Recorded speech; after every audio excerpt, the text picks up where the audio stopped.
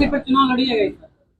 हम लोग एनडीए गठबंधन में हमारी चुनाव की तैयारी 243 सीटों पर रहेगी। अगर हमारे नेता बिहार आते हैं तो बिहार को लेकर के विकसित राज्य बनाने के लिए पार्टी का नेतृत्व का क्या विजन है, क्या विचारधारा है, इसको कैसे आगे लेकर के जाएंगे। जीतन राम मांझी के गढ़ में पहुंच रहे हैं चिराग पासवान।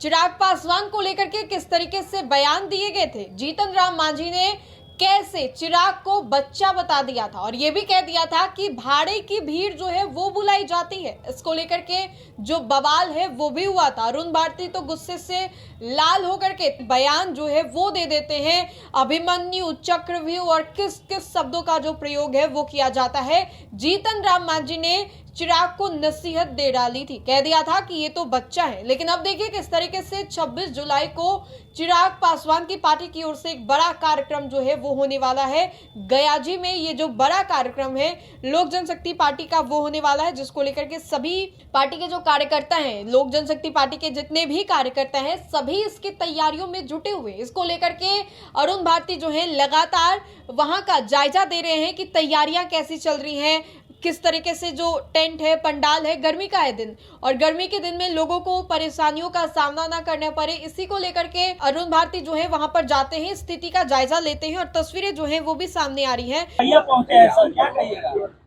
देखिए, हम लोग गया में अपने नव संकल्प महासभा की अगली कड़ी में जो गया जी के गांधी मैदान में 26 जुलाई को होने वाला है, जिसकी शुरुआत हम लोगों ने शाहाबाद से की थी और इस श्रृंखला को बढ़ाते हुए हम लोग राजगीर, छपरा और मुंगेर में सफल कार्यक्रम करने के बाद गया जी की तैयारी में जुटे हुए हैं। और ऐसे में जब भी मौका मिलता है जनता के बीच जाकर के अपने नेता का संदेश, अपनी पार्टी का संदेश, अपने पार्टी की विचारधारा और अपने पार्टी के विजन को जनता के सामने रखते हैं।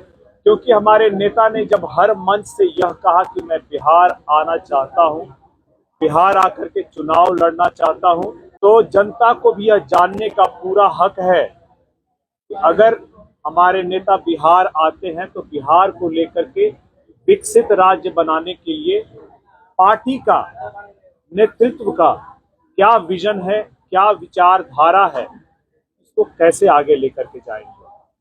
आज के दिन में आप बिहार की राजनीति देखिए, चाहे वो 15 साल की जंगल राज की सरकार थी जिसने बिहार के विकास को वो इस तरह से थामा कि जब तक नीतीश कुमार जी की सरकार नहीं आई तब तक बिहार में नेगेटिव विकास हुआ।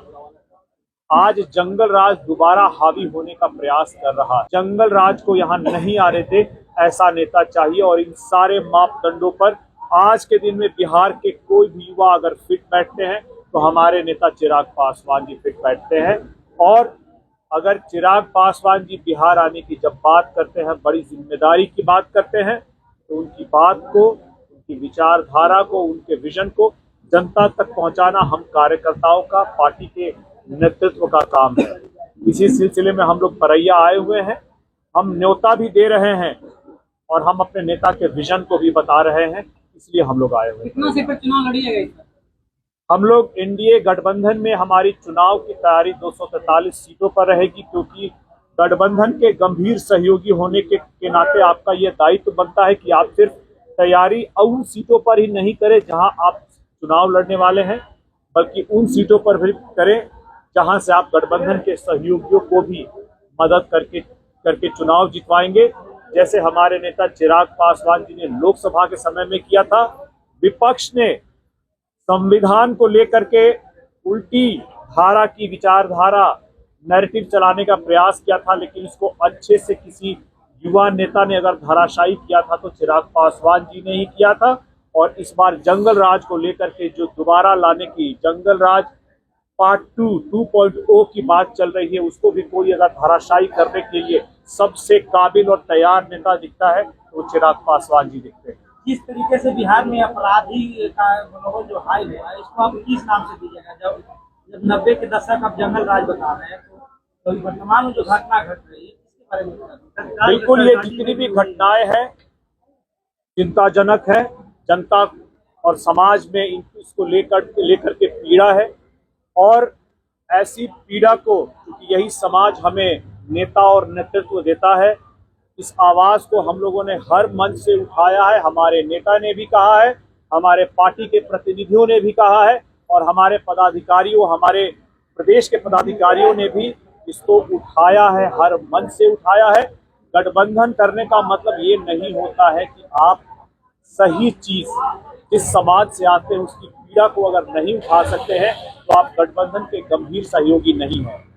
गठबंधन के गंभीर सहयोगी तो आप तभी होते हैं जब समाज की पीड़ा को आप अपने गठबंधन के सहयोगी के पास, जिसके पास फैसला लेने की क्षमता है, उसके पास सही जानकारी पहुंचाकर समाज के पक्ष में फैसला लाते हैं।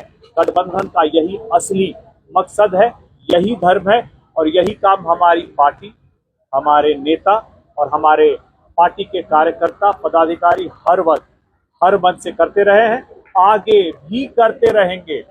देखिए, अगर समाज में, क्योंकि यही समाज विपक्ष भी बनाता है और पक्ष भी बनाता है, अगर इसको पीड़ा होगी तो इसकी बात को अपने गठबंधन के सहयोगियों तक ले जाना, सरकार के समक्ष ले जाना और विपक्ष के समक्ष भी ले जाना, गठबंधन धर्म का पालन करना। चिराग पासवान एक के बाद एक बड़ी रैली कर रहे हैं, और इस बार तो रैली ऐसे एनडीए के नेता के गढ़ में हो रही है जिसको लेकर के बयान जो है वो काफी ज्यादा रहा। सुर्खियां बटोरते हैं जीतन राम मांझी, सीट को लेकर के नाराज हो जाते हैं, मुंह फुला लेते हैं, उसको लेकर के तो वो जाने जाते हैं। और ऐसे में जब जीतन राम मांझी के गढ़ में पहुंचेंगे चिराग पासवान, तब हंगामा होता है या नहीं होता है, ये तो देखने वाली बात होगी। और ये भी बड़ा सवाल है कि क्या इस बार फिर से भीड़ इकट्ठा होने पर जीतन राम मांझी ये कहेंगे कि भीड़ भाड़े की है। आरा के रमना मैदान, राजगीर और अभी मुंगेर में बड़ी सभा को संबोधित करने के बाद अब गया जी में भी ये बड़ा कार्यक्रम जो है चिराग पासवान करने जा रहे हैं। बहरहाल फिलहाल के लिए इस खबर में इतना ही।